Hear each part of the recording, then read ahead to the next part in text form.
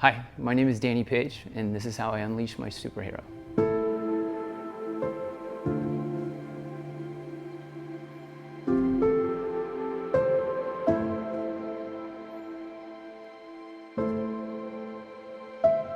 I'm 40 years old, and I grew up in Mesa, Arizona, and I live currently in Gilbert, Arizona. On December 24th, 1984, Christmas Eve of all nights, the biggest thing that ever happened to me in my life was my parents had left for church. We grew up in a real strict, Catholic family, and they had gone to church and left my sister and I. She had been complaining of a headache. I was taking Polaroids of her because we had opened a camera that night as our first gift, and I remember taking pictures of her. She was teaching me how to use a calculator. And it wasn't much long after that that something happened, and she just started to scream like bloody murder. The loss of my sister Wendy was probably the biggest thing that ever happened to me in my life at that time and for quite some time. It forced me to try to cope with it in outbursts of trying to be in athletics, to try to exercise, train, be the perfect son for my mom and dad, to be a perfectionist, to get 100s on all of my test scores. The way that I dealt with it was by trying to take that energy that hurt so bad and turn it into something good, to where I could try to manifest something positive with it.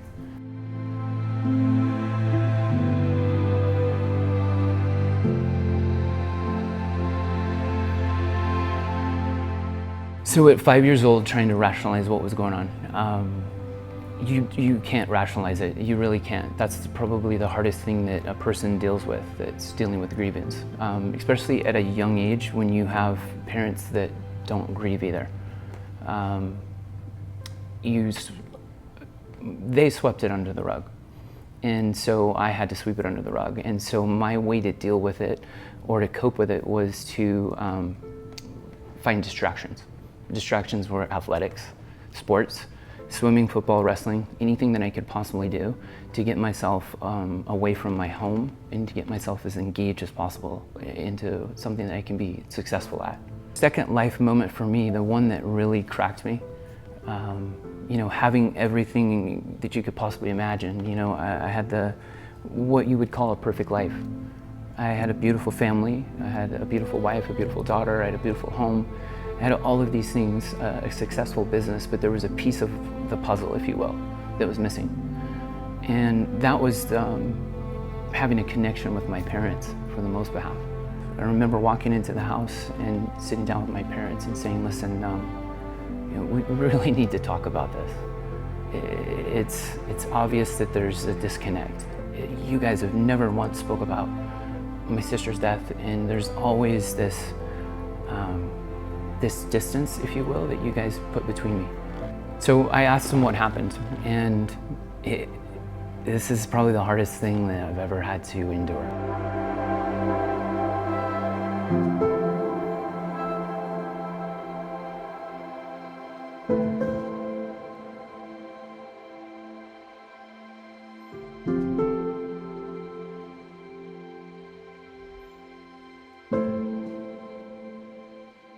Is have my mom look at me like she looked right through me.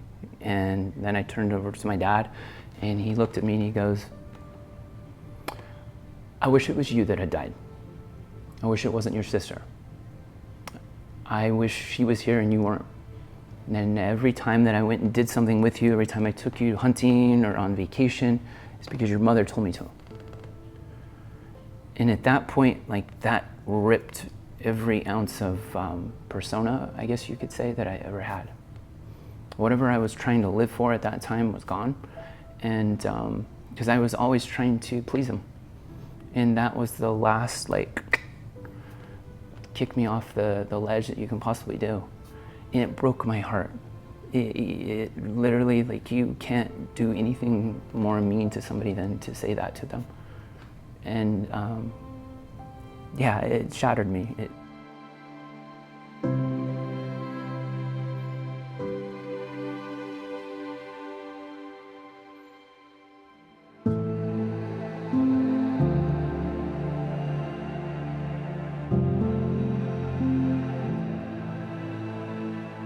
After my dad told me that, I went numb.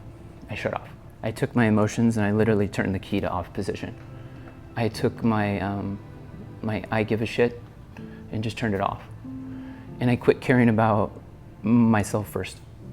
And I let my health go. I quit taking care of myself. I quit exercising. I quit eating healthy. And I turned to drugs and alcohol to try to numb every possible feeling that I had. And I also pushed every single person out of my life, including my wife and daughter. I literally woke up every day and was just a machine, like a robot. And I went to work, and then I went out, and I stayed out, and then I woke up, and some nights I didn't even go to sleep. And it was just a matter of time before I shut down. So after going through the two biggest, life occurrences in my entire, 25 years of life, losing my sister, having my parents look at me and say, "You're better off dead. We don't really want you around." You know what emotion struck me the hardest was that of being alone. And I think what set me off so badly was that's how I grew up as an only child, alone with parents that didn't want anything to do with me, that put me in programs or projects to keep me away. So to have that slapped into your face again and to realize I am alone and I have ruined everything around me and there's nothing I can do about it, and I really don't care either. Talk about being selfish, but also talk about just the feelings and emotions around knowing that nobody cares. The people who matter to you the most, or you thought mattered to you the most, don't want you around. And that is a feeling of alone that you can't ever share with anybody until you really feel it.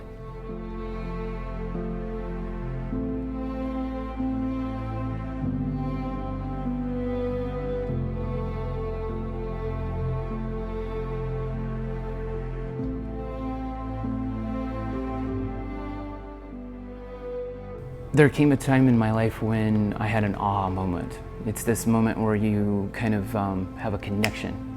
And that happened for me right as I got out of jail.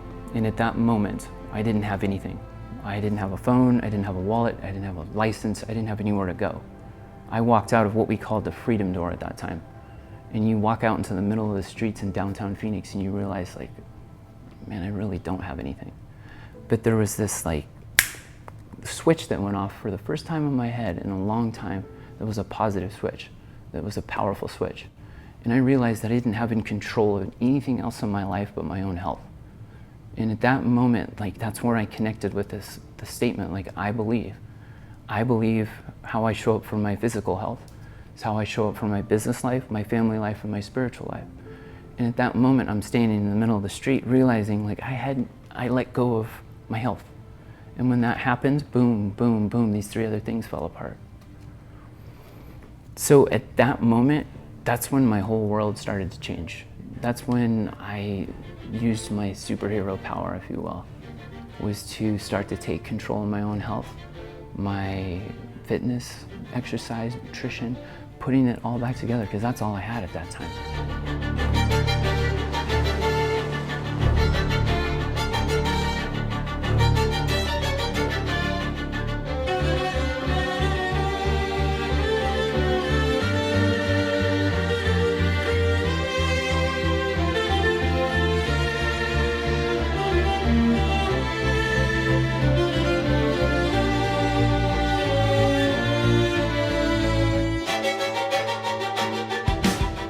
Sharing my vulnerability empowered me in so many different ways because it allowed me to connect with other people that were going through what I was going through.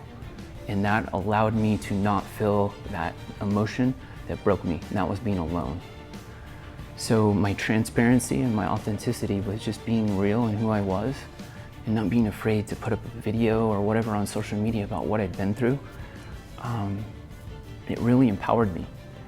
And it empowered me by connecting me with other people, and we began to share our stories. The best thing that ever happened to me from being on social media is connections with other people.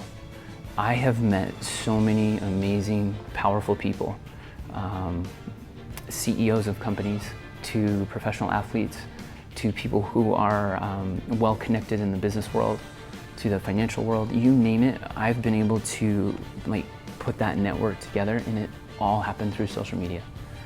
None of it happened through me knowing somebody. You know, like in the old days, you used to know somebody, right? That guy knows somebody, he knows another guy, another guy.